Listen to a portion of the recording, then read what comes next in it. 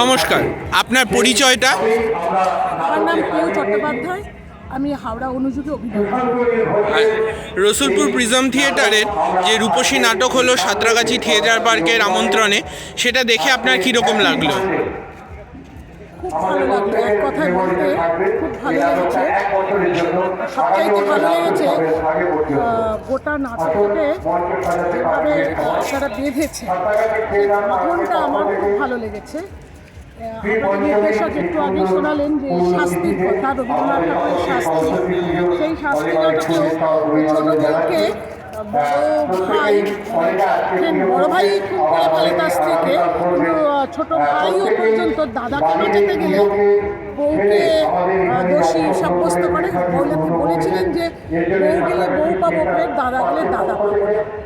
মেয়েদের উপরে এই অভিযোগটা বোধহয় সেই মহাভারতের আমল থেকে আজও চলছে, কিন্তু আজ এখানে একটা উত্তরণ দেখতে পেলাম।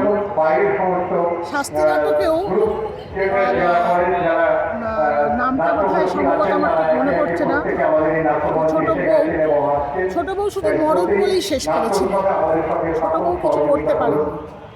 আর মহাভারত থেকে সীতা থেকে দেখেছি তো মেয়েরা কিছু করেই উঠতে পারেনি, সহ্য করেছে, কিন্তু এখানে রূপসীর একটা উত্তরণ সে কিন্তু প্রতিহার ছিল তার।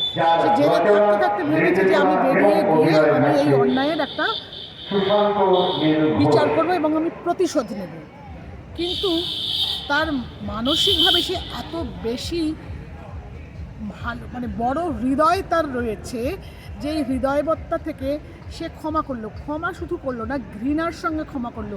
যে এই মানুষটি, যে মানুষটি কিনা মনে মনে তার যাপনে, তার মানসিক জায়গায় সব দিক দিয়ে সে ধ্বস্ত, এবং তার মৃত্যু হয়ে গেছে। মানুষের বেঁচে থাকাটা তো শুধু জীবন্ত হয়ে থাকাটাই নয়, জীবন যাপন সমস্ত কিছু নিয়ে জীবন্ত হয়ে থাকাটাই বড় কথা, কিন্তু সেদিক দিয়ে সেই মানুষটি সব কিছু হারিয়েছে, তাকে সে ঘৃণার সঙ্গে ছেড়ে দিয়ে চলে গেল।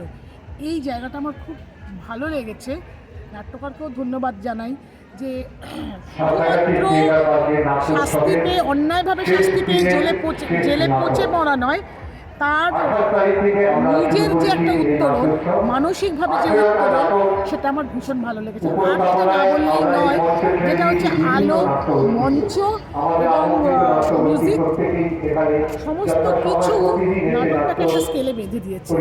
এবং অবশ্যই মেকআপ, এইটা আমার খুব, মানে নাটক তো শুধুমাত্র অভিনয় নির্ভর নয়, অবশ্যই অভিনয়টা প্রধান, কিন্তু এখানে এই সমস্ত কিছু আপনাদের এত সুন্দরভাবে একটা তারে বাঁধা এবং একটা তালে বাঁধা, এই তালটি এই এক সুরে একটা স্কেল মেনটেন করাটা আমার খুব ভালো লেগেছে।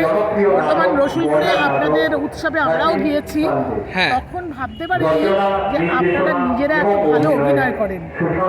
এই জায়গাটা বর্ধমান রসুলপুর কলকাতা থেকে অনেক দূর। আমাদের ধারণা যে কলকাতা নির্ভর শহর কেন্দ্রিক অভিনয় বোধহয় ভালো হয়, কিন্তু শহর থেকে অনেক দূরে রসুলপুর, গ্রাম না বলে মফস্বল বলা চলে, সেখানেও যে এত সুন্দর থিয়েটার কর্ম হয়ে চলেছে, তার জন্য আমি আপনাদের অনেক ধন্যবাদ। নমস্কার। ধন্যবাদ।